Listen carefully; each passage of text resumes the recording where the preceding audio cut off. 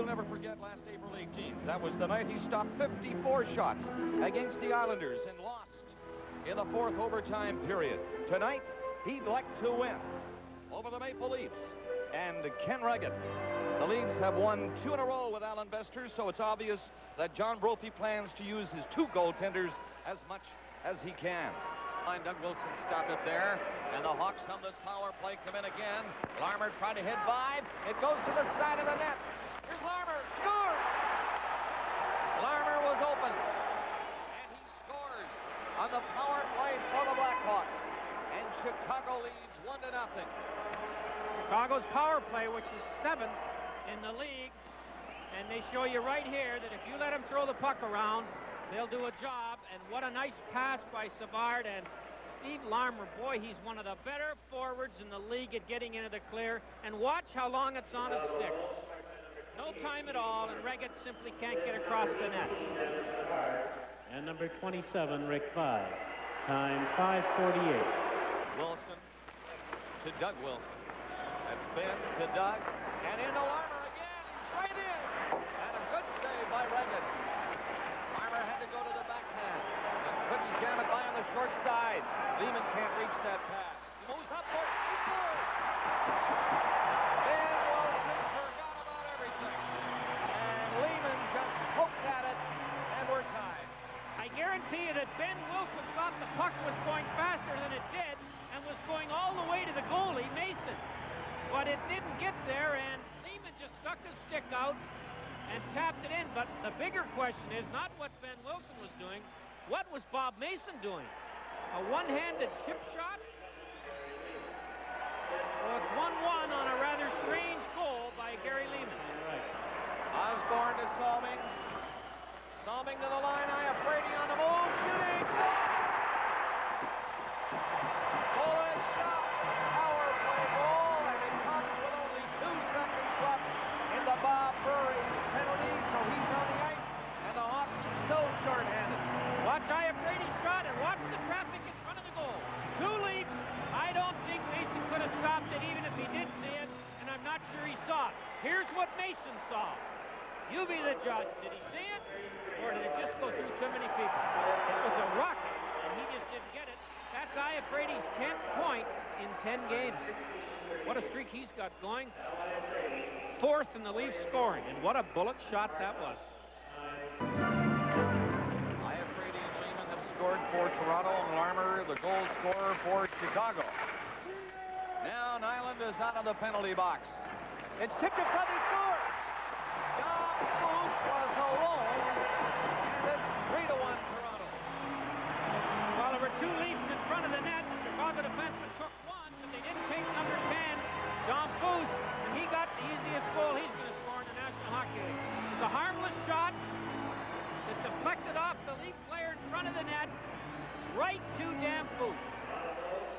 Terrian deflects the shot. He hopes to tip it in, but tipped it wide. Mason was playing the tip in, and Don Foose was all alone to tap it in. Not a pretty goal, but a good one. Terrian up from Newmarket, and he has been having some success since recall. He's been injured 2 or 3 times and has put helmets on and has taken them off. Can't understand why he doesn't play with a helmet. Score! Right off the face-off. The puck went through Mason's legs. And the Leafs get a 4-1 lead. That's 2 for the Leafs tonight through the pads. Well, I don't think Mason at all thought that the player would shoot it off the draw. Watch the Leaf center. Shoots it right off the draw. Mason's figuring he's going to try and pull it back on the backhand, and it goes through his legs. Russ Courtnall. Now, I will be willing to bet that Courtnall knew that that center was not playing the shot and decided to gamble and take it. 2 players on the puck carrier. Lundsey. Stapled into the side of the net. Gets in front. Stapleton. Scores! Stapleton was going down when he passed that backhander under the stick of Regan, and the Hawks get back a goal. 4-2 now. Poor defensive coverage. As you can see, DeGray and Fergus both went to the same man. And then they start covering up for each other. And the next thing you know, somebody gets the puck although you have to give Stapleton credit for making a gutsy play here. He scored this as he was being hooked to his feet. And that put Chicago right back in the hockey game, and they were floundering badly until they scored this goal. And a power play now for the Chicago Blackhawks. And SAVARD spinning away, stopping, looking around, dropping it. Wilson, shot, goal! SAVARD does it again. And everybody spinning with him. And Wilson, well, you know how he can shoot. And I think we're going to see somebody go right in front of Reggett as Wilson unloads this cannon from 55 feet out. And there it is. You can see that Chicago player went right in front here, just as Wilson shot it. You know, it was a rocket, but you have to know that Reggett was being bothered by those red shirts. And Doug Wilson, I don't think he shoots it as hard as he used to, but when he gets all of it, he can score from that far out. That shot was a rocket and put Chicago within one. 3 minutes left in the period. Clark coming up with ALILAFRATE. ALILAFRATE pass. Weak shot from Inachak. Now Fergus has it. In the slot, Inachak. Rebound.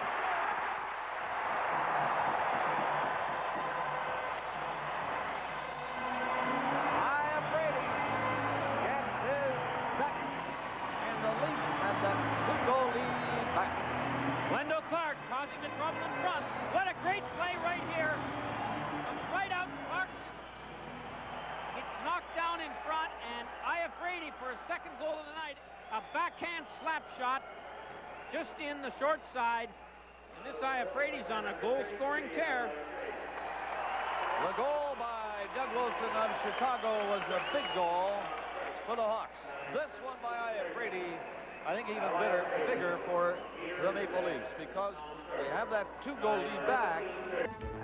Thank you, Sheldon. Here in Toronto, 5-3 after 2 periods of play. Rick Vaive entered the NHL in 1978-79 as a member of the Vancouver Canucks. He played 47 games in that uniform before coming to the Toronto Maple Leafs, where in 7 full seasons he averaged at least 30 goals. 3 times, of course, he notched 50, and now he is doing the same thing in that uniform. That's the white version of it. This is the red version of it, and Rick says he likes the uniform. How do you feel? And how did you feel tonight in your first shift back home? Well, I was nervous. I was shaken, and I was kind of getting a little sick before the game and everything. It's probably the most nervous I've ever been in a long time, and I guess justifiably so with playing here 8 years and coming back for the first time. But after a few shifts, you kind of settle down a little bit. You expect to answer a lot of questions about the differences between your situations then and now. Compare, if you can, Toronto to Chicago. Well, you know, it's not a matter of comparing. I think it's just that Rick Vaive is happy right now, and my family's happy. I'm much more relaxed than I have been the past 3 or 4 years, and I have no bad feelings towards Toronto or anything. I'm just quite happy where I am, and I'm going to continue to play hockey and do the best I can, although it's a different city and a different team. You like the uniform. You wanted to have a number 44 put on it, but Bob Murdoch apparently said no. Tell me that story. Well, nobody said no that I couldn't wear it. I think, and they were just more or less concerned that a number such as that would attract attention and unneeded attention. I was starting fresh, and I guess they wanted me to sort of not have to worry about that, all the added attention with the big numbers. So I thought they were probably right and decided to change and wear 27. Well, if you're going unnoticed, that won't last because you got 7 goals already. Tell me about the great start. Well, you know, I still haven't been playing as well as I can, and I know that.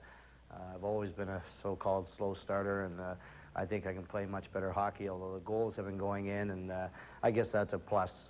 Who knows, when I start playing the way I can, and maybe they'll start going in even more. And you room with DENIS SAVARD on the road, so you're helping his game. Tell me about the impact he's had since you've moved across. He's helped, I guess, you and Joyce. Oh, he's been super, and all the players have been very good to us, and all the wives.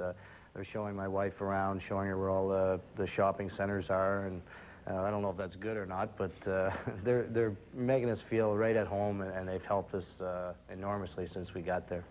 I heard a few boos out there, but I think that's just because it's Halloween. A lot of people got a lot of treats watching you for 7 seasons. Good luck in Chicago. Well, thanks very much. Rick Vaive, the former Toronto Maple Leaf, now, of course, with the Blackhawks. This team trails by 2 after 2 periods of Some difficulty, but rolled it up to the corner and in back of the net.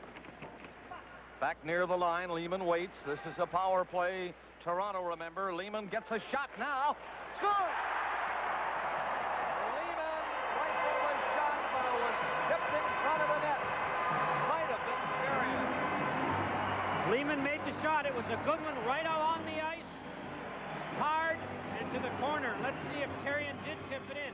It did hit something and go up. They hit his pad, then Therrien, then in. Here's another look at it. Lehman really gets a lot of wood on this one.